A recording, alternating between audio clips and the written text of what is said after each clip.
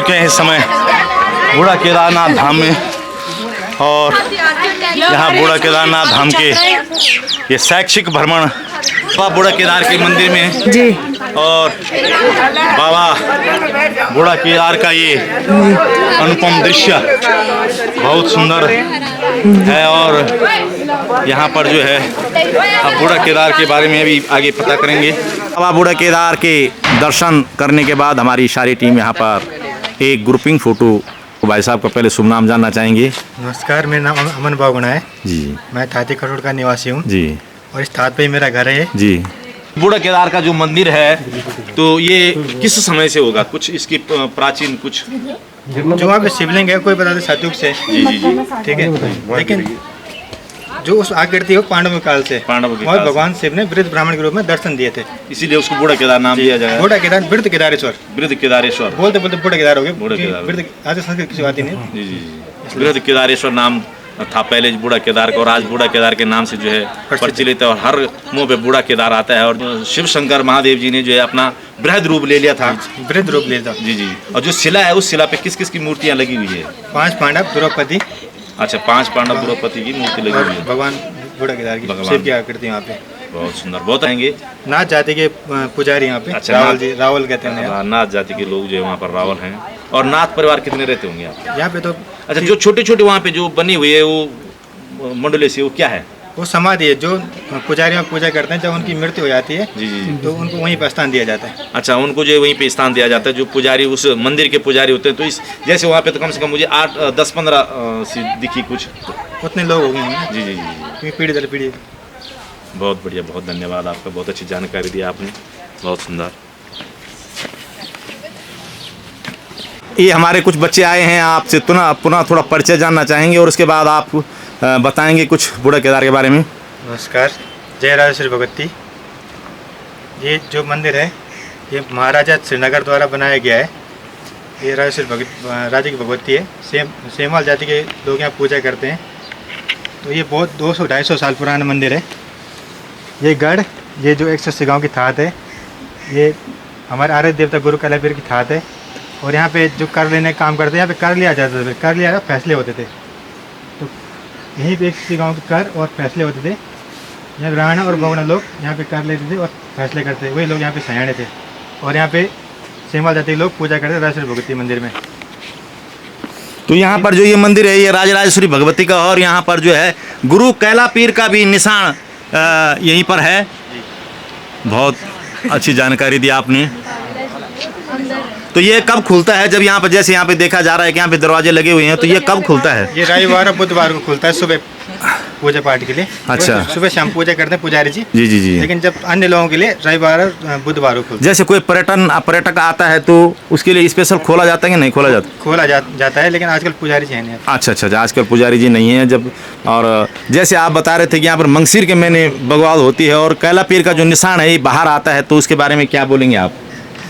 जो मंगसिर में बगवाल होती है जी, तो एक बार गोरखों से लड़ाई हो रही थी, तो गढ़वाल राजा मतलब हारने लग गया। तो भगवान गुरु कालापीर ने उसका साथ दिया था राजा का जो। तो उस समय सेनापति माधव सिंह भंडारी थे। तो वहाँ पे 1 महीना लग गया था मंगसिर मतलब उस लड़ाई में। जी। लोगों ने बगवाल मनाई, लेकिन वहाँ पे वो यहाँ के जो 180 गाँव के सैनिक थे वो माधव सिंह भंडारी को आधीन होकर लड़ाई लड़ रहे थे। तो जब लोग घर आए देवता के साथ, तो जब लोग घर आ गए तो उन्होंने 1 महीने बाद बगवाल को मनाया। जी जी, हाँ बोल रहे हो। तो यहाँ पे पंडारा का सेहरा है।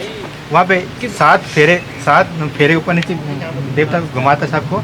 ये दिखाता है कि हम लोग कैसे लड़े। ये नहीं, ये आगे जो मंदिर के नीचे वाला भाग था, वही गुरु कालापीर का सेहरा है। वहाँ पे देवता ये दिखाते हैं कि हम लोग के अस्त्र खत्म होने के बाद हम पत्थरों की लड़ाई कैसे की। और देवता ने जो बौछाल विद्या दिखाई ना, बौछाल मतलब बोलते ना 9 नीति 8 सिद्धि के दाता के हो ना, तो उसको ऐसी विद्या थी वो शेर जैसे दिख जाता था। हमने कई बार यहाँ पे भी देखा, लेकिन हम ये चीज़ बता नहीं पाए।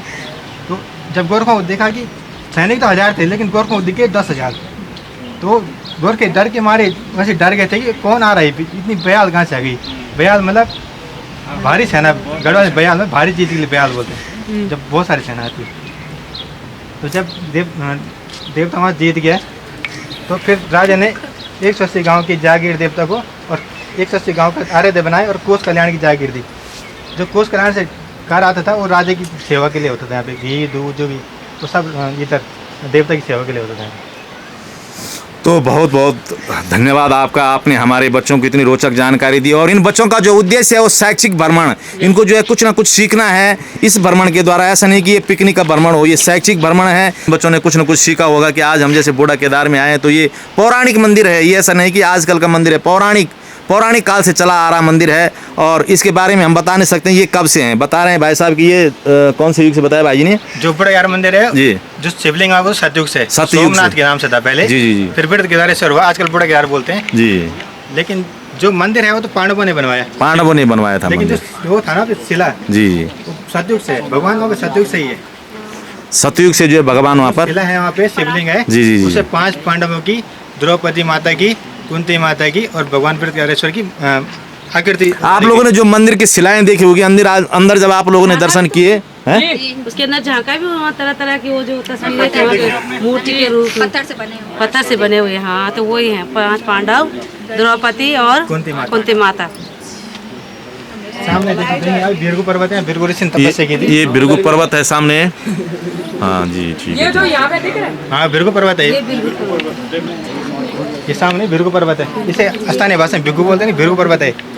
जिस तरह से खैट पर्वत है ना, इसी तरह से भृगु पर्वत है। तपस्या की थी। सामने ज्वालामुखी माता है। ज्वालामुखी मंदिर भी है ऊपर बेनाखाल में। जब कांगड़ा से मुगलों को अत्याचार हुआ वहाँ पे, तो वहाँ से भगवती इधर आ गई थी गढ़वाल तरफ। तो पहले आगर में बसी हो, लेकिन फिर उन्होंने सामने जगह देखी तो अच्छी लगी उन्हें जगह। तो यहाँ पे जो कैलापीठ देवता था उसे अपना मैती बनाया, भाई बनाए, और राणा और बगड़ लोगों को अपना मैती बनाया और वहाँ पे जाके बस गए। गुरु कैलापीर के बारे में और यहाँ पर जो ये मंदिर है तो ये था जो है महाराजा श्रीनगर के एक सेंटर था यहाँ पे इनकम टैक्स का जी। तो जो 180 गाँव का कर आता था तो इस थाट पे इकट्ठा होता था। यहाँ पे राणा और बगड़ 2 जाति के सयाने होते थे जो इस कर को श्रीनगर पहुँचाया करते थे। और एक जो कैलापीठ देवता है वो यहाँ का आराध्य देवता 180 गाँव का, तो उसकी थाट है यहाँ पे 180 गाँव का। जी अच्छा, तो थाट जो आजकल जैसे साधमा सेंटर, जैसे आजकल देहरादून है उत्तराखंड की थाट, जी जी तो जी। पहले 180 गाँव की थाट यहाँ पे 180 गांव की थाप, जी। यानी 180 गांव की राजधानी कहा जाएगा, जिस तरह जो आप देहरादून बोल 180 गाँव का गढ़ था, गढ़। तो उसका सेंटर था। यहाँ भी न्याय होता था, जी, जी, यहाँ पे जी। कर लिया जाता था। जी जी। तो जो भी फैसले होते थे श्रीनगर न जाके यहीं पे राणा और बगड़ा लोग यहीं पे हम निपटा के अन्य लोगों का निपटा के और न्याय करके साइड कर देते थे। बहुत बहुत धन्यवाद आपका, आपने इतनी सुंदर जानकारी हमको दी। और गाजड़ा कठोर, नाल्ड कठोर और थाती कठोर, ये कठोर के 3 भाग हैं। 3 भागे। पहले थाती कठोर थे, 180 गाँव का एक थाती कठोर था। जी। मतलब एक गढ़ था 180 गाँव का थाती कठोर नाम से, तो अब 3 कठोर हो गए हैं। जी जी जी जी। तो मैंने आपको पहले बताया कि ये 180 गाँव की जैसे आजकल नेटरी है, तो यहाँ पे कर लिया जाता था और न्याय यहीं पे होता था। बहुत बहुत धन्यवाद आपका, आपने बहुत अच्छी जानकारी दी और हम इस जानकारी को आगे तक पहुंचाएंगे अपने चैनल के माध्यम से। और यहाँ पर देख सकते हैं ये गुरु कैलापीर का मंदिर है। हाँ, ये भगवती राजेश्वरी मंदिर है जी। यहाँ पे सेमल जाति के लोग पुजारी हैं। ये राजराजेश्वर का मंदिर है जी। राजा ने जब यहाँ पे गढ़ बनाया था, मंदिर बनाया था। जी जी जी। और जो हमारे आराध्य देवता है गुरु कैलापीर जी 180 गाँव के देवता है जो, जी। वो इसी मंदिर में रहते हैं, निशान उनके। तो राजराजेश्वरी का मंदिर भी और गुरु कैलापीर का भी तो यहाँ पे निशान है, स्थान दिया गया। वैसे बड़े मंदिर में रहते हैं, जी, लेकिन जी। उन निशान है, जी जी जी। वो इसी मंदिर में रहते हैं यहाँ पे। अच्छा अच्छा अच्छा अच्छा। सेमल जाति के लोग पूजा करते हैं यहाँ पे। जी जी जी। और ये बूढ़ा केदार के बारे में कुछ बताएंगे आप? बूढ़ा केदार मंदिर के बारे में।